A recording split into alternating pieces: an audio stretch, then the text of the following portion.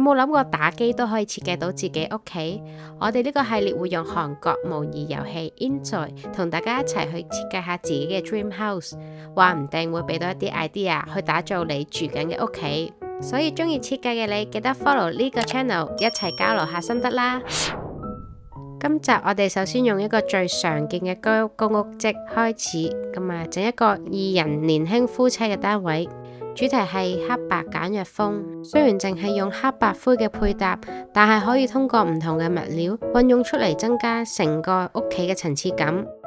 唔同嘅物質，例如布料啊、金屬，都可以豐富到成個屋企嘅視覺效果。呢種風格呢，就最適合注重品味生活嘅人。咁我哋一於試下睇下點樣做到呢個特別嘅風格出嚟啦。下集咩乜 show？ 好，咁大家睇到呢度呢，就係一個標準交樓嘅間隔啦，就乜都冇。咁或者可以係清洗所有垃圾家私嘅狗屋又得。咁我哋首先係整個廚房先，最緊要就一啲唔要嘅嘢擦。個廚房呢，就想用黑色嘅櫃同埋淺灰色嘅瓷磚。一般廚房我自己呢，就中意用600至到800嘅磚，大塊啲，鋪起上嚟都冇咁多蠟，容易清潔啊嘛。好，咁就選擇咗呢隻水泥質感啦。好，咁揀好咗磚，最重要接落嚟就係派磚啦。咁一般鋪瓷磚嘅時候，都會從窗口位開始派啦，或者一啲特別嘅位置，可能啲陣位啊等等。最緊要咧，望落去咧就係順眼，同埋感覺成個空間係舒服嘅。好，搞掂之後就到地下地磚啦。盡量齊翻個門口位啦。之後就到台面同埋地櫃啦。肯定呢啲位置都會係訂做啦。咁台面呢，香港大部分都會用石英石或者無縫石，咁就有好多唔同嘅花紋可以選擇。如果喺呢隻 game 嘅話，我會選擇用呢隻大理石，呢隻花紋都幾襯呢個黑白灰嘅主題。到洗衣機啦，洗衣機都係標準大細，都冇咩特別選擇，可以揀下洗衣機嘅顏色啦。之後揀翻個最實用嘅不鏽鋼星盤，呢個有啲線條美，唔錯，夠晒實用。好，咁到吊櫃呢，就用翻黑色嘅。雖然呢隻 game 就冇話可以模擬到現實中嘅間隔，不過用呢個特別嘅方法都可以將啲吊櫃搭起嘅，起碼做得翻同現實一樣嘅外觀。之後再加啲拉籃啊、長身嘅掛鈎。睇下我都係有個想法，想大膽啲，仲誇張多少少嘅大理石花紋。睇下顏色都可以再深翻少少，去到灰色。咁樣成個廚房望落去呢，就真係有翻層次感啦。好，之後到抽油煙機啦。好啊，呢款最老積啊，收埋唔掂，收翻埋。雖然好多人都會覺得呢隻抽得最好啊，最襟用但係都要取捨啦。我想要靚，我明顯要靚行先啦，品味生活啊嘛。抽油煙機就一定放喺窗邊嘅位置，對正個電磁爐。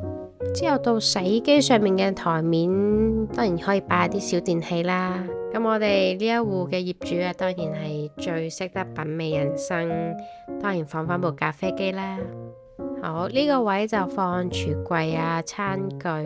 至於燈光方面呢，我想揀翻個長條形、超簡約線條嘅 LED 燈。比起普通圓形嘅天花燈，就都係冇咁悶嘅。終於嚟到我哋嘅主菜客飯廳啦。咁呢個粒位呢，就一定係間嚟做一間主人房。我做翻好呢個間隔先，之後再開始我哋嘅客飯廳地下。好，就用呢隻灰色嘅磚啦，做晒全屋嘅地下。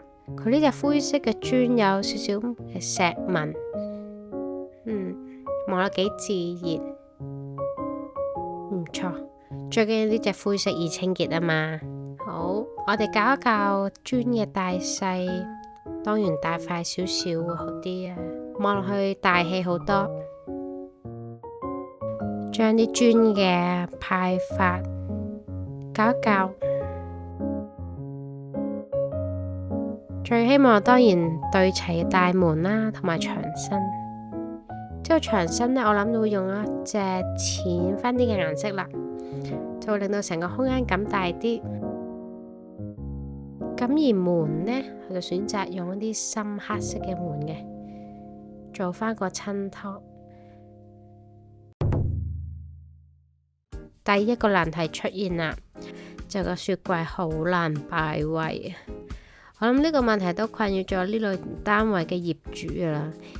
尤其是 MIC 組裝合成建築呢，又唔俾個廚房，又唔俾個廁所牆身，咁啊真係唯有揾一個啱 size 嘅雪櫃啦。而呢一款雪櫃啱 size 喎，仲有啲復古風，轉翻個黑色，唔錯呢個。雖然呢款真實嘅雪櫃係幾貴嘅，冇記錯嘅話可能差唔多成15,000。好靚晒。好，雪櫃上面呢個咁大嘅空間當然冇嘥啦，咪整翻個吊櫃。呢個收納空間又可以擺公仔麵啊、杯麵啊、零食嗰啲，做到最頂。不過最重要現實生活就係要度翻個尺寸啦，留翻足夠嘅位放雪櫃。到組合櫃啦，其實喺香港為咗用盡每一分每一寸呢，走唔甩都一定要用訂做家私。可能一個櫃裏面又要接台啊、裝飾位置啊、收納空間啊，其實要好多唔同嘅功能。咁喺呢度呢，就想俾一個 tips 大家啦。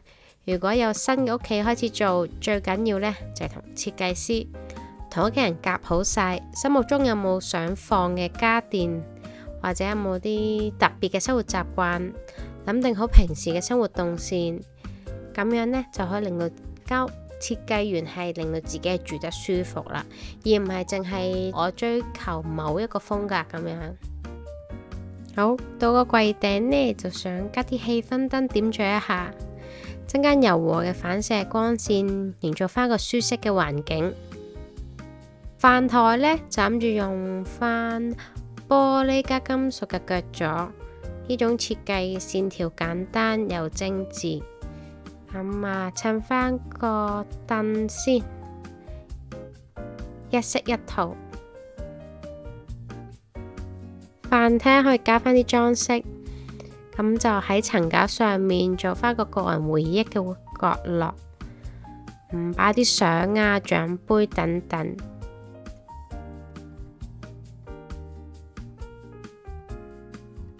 追求品味生活嘅你喺客廳呢一邊呢，就當然可以自由發揮啦。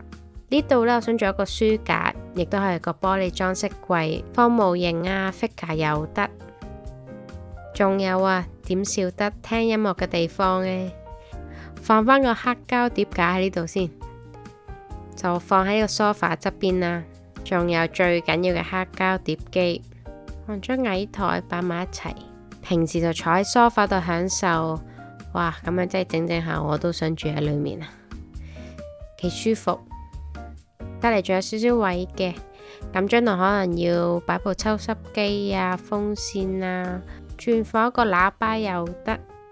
如果兩人都冇需要嘅話，放翻棵植物又得。好啦，到電視機櫃啦。電視機櫃呢度個牆身呢，用一個跳色嘅，咁就見到門啦，同埋書櫃其實係將成個飯廳同埋客廳嘅空間分翻開嘅。咁電視機櫃為咗保留翻最簡約嘅風格呢，我就唔再做吊櫃啦，做翻個簡單嘅地櫃就搞掂。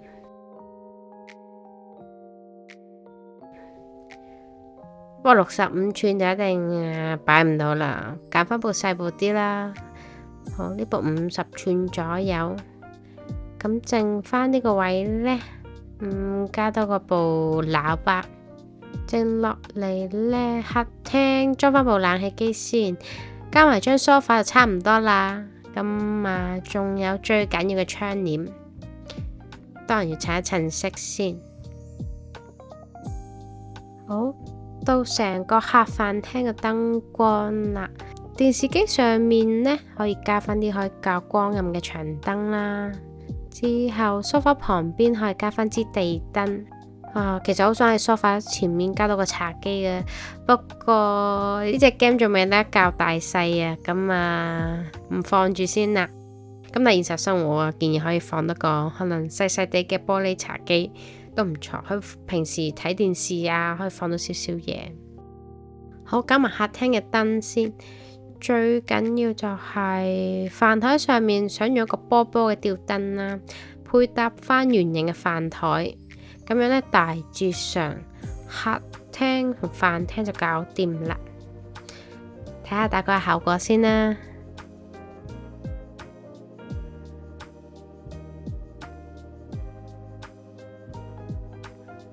好，嚟到睡房啦，最主要嘅休息地方。喺顏色方面呢，就想揀隻暖色系，咁夾翻個燈光同埋陽光照入嚟嘅感覺呢，就一流啦。好，地磚呢就同廳出面一樣嘅，唔想太複雜啦。到床就冇可能係三邊落床啦，唯有留翻個空位做多個床頭櫃，轉頭旁邊呢就整多個書台。窗簾喺房嘅話，我就想用翻個百葉簾，最基本嘅顏色奶白色。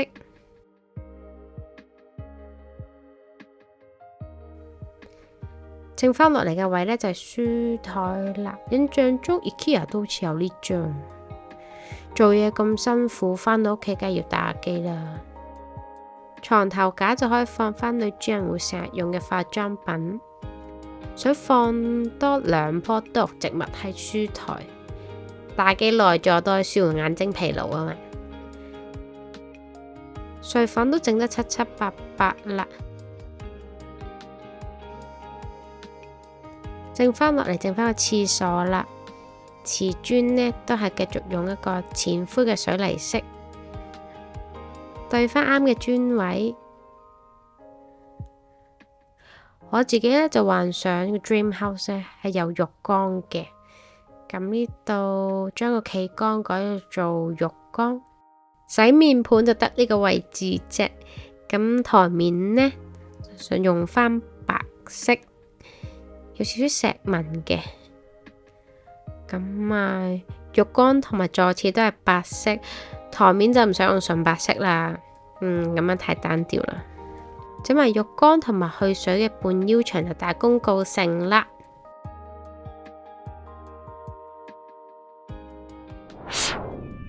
好啦，今次呢個單位就已經完成啦。如果有玩開呢隻 game 嘅朋友，有興趣可以 download 我呢個單位喺官方平台 Canvas。下次我想挑戰試下用翻同一個積，但係間多一間房變成3至4人單位。